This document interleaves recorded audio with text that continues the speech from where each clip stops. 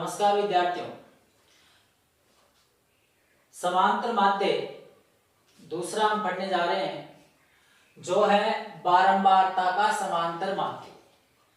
ये जो बारंबारता का समांतर माध्य है ये आपके इस तरह से एक सारणी बनाकर दी हुई होगी। ये टेबल है, यहां अक्ष का मान दे रखा है, ये एफ का मान दे रखा है, बारंबारता का दे रखा है। इसके अनुसार आप इसकी पहचान करोगे। आंकड़ों का जो समांतर माध्य हमने पिछली क्लास में सीखा उसमें केवल आंकड़े दे रखे थे और उन आंकड़ों से हमें उसका समांतर माध्य ज्ञात करना था। और उस समांतर माध्य को हमने सीखा कि आंकड़ों का योग बट्टा आंकड़ों की संख्या या अक्ष भार बराबर सिग्मा एक्स बट्टा एन, ये हमने सीखा। तो यहाँ ये है बारंबारता का समांतर माध्य। जैसे प्रश्न है कि निम्न बारंबारता बंटन का समांतर माध्य ज्ञात कीजिए, तो यहाँ ये अक्ष की वैल्यू दे रखी है और ये एफ यानी बारंबारता दे रखी है। तो इस तरह से एक प्रकार से यहाँ हम इसमें अक्ष का मान और ये एफ इस तरह से लिखते। तो यहाँ 1 2 3 4 5 और 6 बारंबारता 2 5 6 4 2 2। इसका मतलब आप पता चल रहा है कि एक है वो कितनी बार आ रहा है, 1 2 बार आ रहा है, 2 है वो 5 बार आ रहा है, 3 है वो 6 बार आ रहा है, 4 है वो 4 बार आ रहा है, 5 है वो 2 बार आ रहा है, 6 है वो 2 बार आ रहा है। तो यहाँ x और 5 x और f ये है। अब इसके अनुसार हम पहले इसका समांतर माध्य निकालने के लिए यहां हमारे पास सूत्र होगा x भार बराबर सिग्मा एफ एक्स बट्टा सिग्मा एफ, ये सूत्र है। यहां सूत्र क्या कह रहा है, सिग्मा का मतलब योग, एफ और अक्ष के गुणनफल का योग, एफ और अक्ष के गुणनफल का योग, एफ और अक्ष को आप क्या करोगे, गुणा करो। तो गुणा करने के बाद में देखो 2 एकम 2, 5 दूनी 10, 36 18, 4 चौके 16, 5 दूनी 10, 6 दूनी 12, ये एफ एक्स है। अब इस एफ एक्स का आप क्या करोगे, योग करोगे या क्या मांग रहा है आपके पास, योग मांग रहा है। तो यहां योग दे दो एफ एक्स का और सिग्मा एफ का योग मांग रहा है, तो सिग्मा एफ का योग दे दोगे। यानी यहां कितना हुआ देखो 10 10 से 16 16 2 18 और 2 3 4 5 और 6, ये आ गया एफ एक्स का योग यानी 68। और सिग्मा एफ 5 2 7 7 और 6 कितने हुए 13, 13 4 17 17 और 2 19 19 और 2 कितने हुए 21। यहां देखो सिग्मा एफ कितना आ गया आपके पास 21 आ गया और सिग्मा एफ एक्स कितना आ गया 68 आ गया। तो यहां आप हल करोगे, अतः समांतर माध्य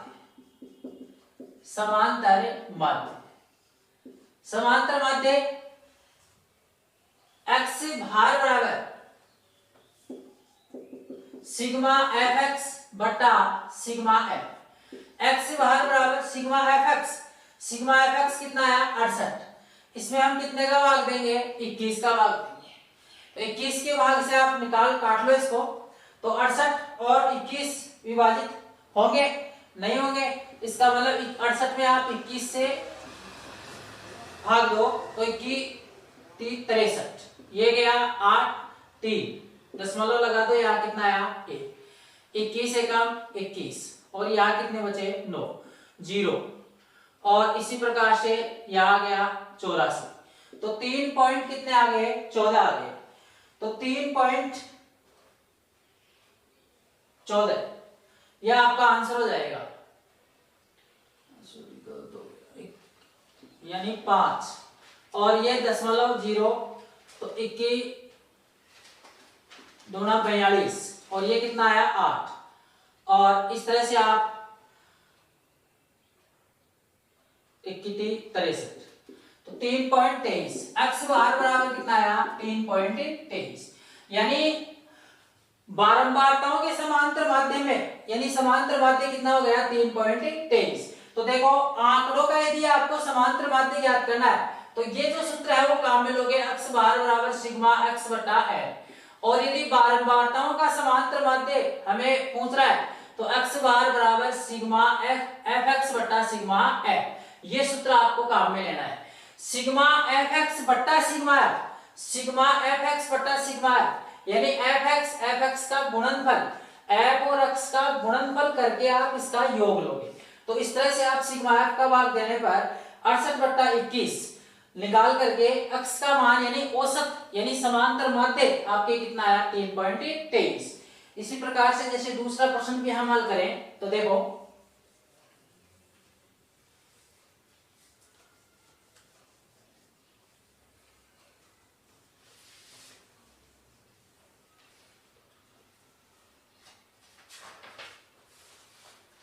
एक कारखाने में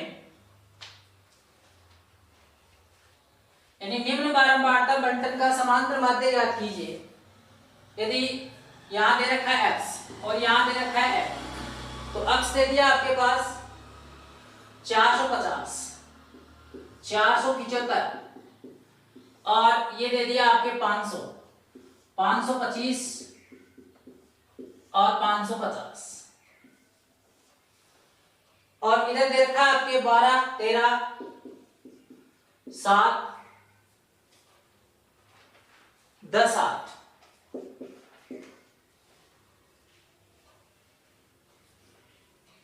इसका समांतर माध्य पूछा है तो समांतर माध्य आप निकाल सकते हो। कैसे निकालोगे?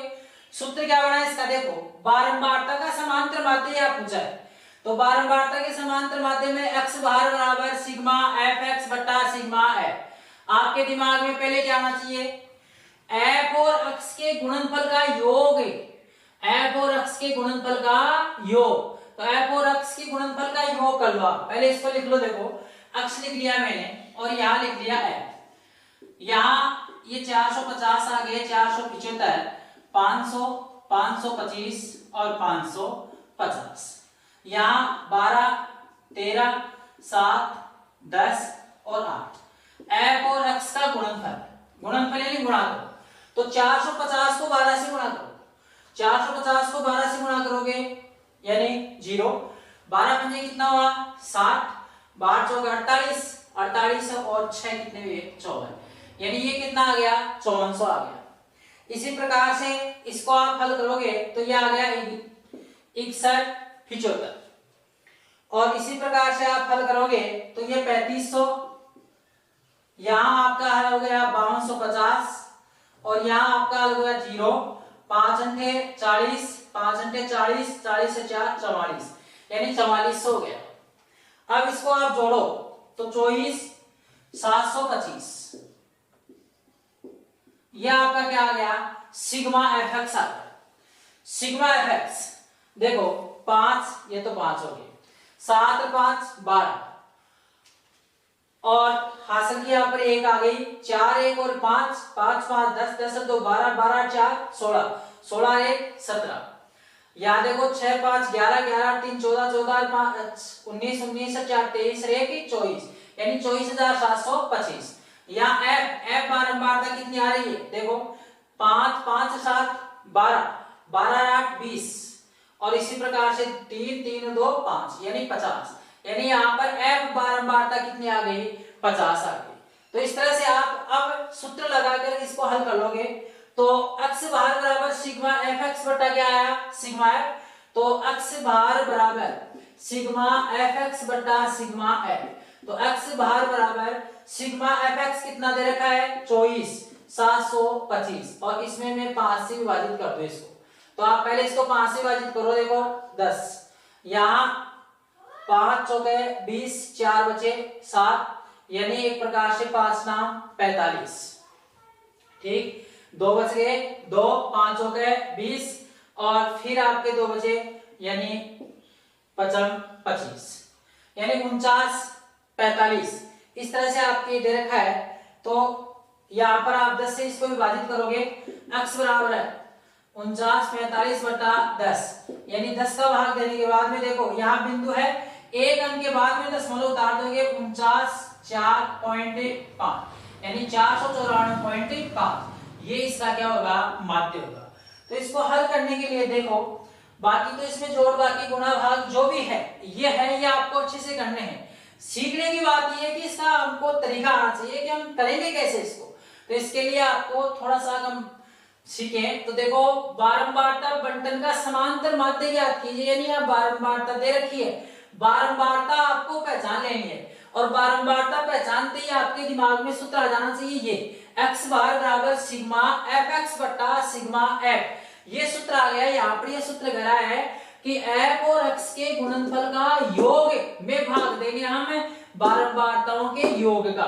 तो बारंबारताओं के योग का भाग देकर फिर आप इसको हल करोगे। तो इस तरह से मेरा मानना है कि आपको ये सवाल अच्छे से समझ में आए होंगे। आप इसको निकालना।